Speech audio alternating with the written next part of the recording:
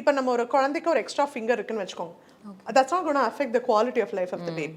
இப்போ எப்போ நம்ம கவுண்ட் பண்ணுவோம்னா, குழந்தை ஒன்று இப்படி நிறைய குழந்தை கை கிளென்ச்டாக வச்சுருக்கோம். எல்லா குழந்தையும் கையை இப்படி விரிச்சு அழகாக பியூட்டிஃபுல்லாக நம்ம பார்க்குற மாதிரி இருக்காது. எப்போ கவுண்ட் பண்ணுவோம்னா, அம்மா அப்பாவுக்கு யாருக்கான ஹிஸ்ட்ரி இருக்குது, ஃபேமிலியில் ஒரு எக்ஸ்ட்ரா ஃபிங்கர் இருக்குது, இல்லை டிஜிட்ஸில் எதான இந்த ஃபிங்கர் ஸ்டோர்ஸில் எதான ப்ராப்ளம் இருக்குன்னா அப்போ வேணால் நம்ம கவுண்ட் பண்ணலாம். பட் எல்லாருக்கும் பண்ண மாட்டோம். அகெயின் காதில் நம்ம பார்க்குறது வெறும் இந்த எக்ஸ்டர்னல் காது மட்டும்தான், அந்த பின்னான்னு சொல்லுவோம். அதுக்கும் காது கேட்குறதுக்கும் சம்மந்தமே இல்லை. நம்மளோட காது கேட்குற திறமை வந்து மிடில் இயரில் உள்ளே இருக்குது.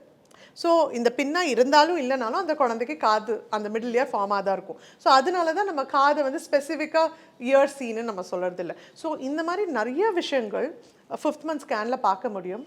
டிசைட் பண்ணுறதுக்கு அது ரொம்ப ரொம்ப இம்பார்ட்டண்ட். ஏன்னா அந்த டைம் வரைக்கும் தான் நம்மளுக்கு கவர்மெண்ட் ரூல்ஸ் இருக்குது. இந்த டைம்குள்ளே நம்ம பண்ணலை ஸ்பெசிஃபிக்காக அப்படின்னா அதுக்கப்புறம் நம்மளுக்கு எதுவாக இருந்தாலும் we cannot decide unfortunately on the pregnancy. நம்ம கண்டினியூ பண்ணலாமா வேண்டாமான்னு. ஸோ அந்த ஸ்கேன் என்னை கேட்டால் மிஸ்ஸே பண்ணக்கூடாதுன்னா அது 5th மந்த் ஸ்கேன்.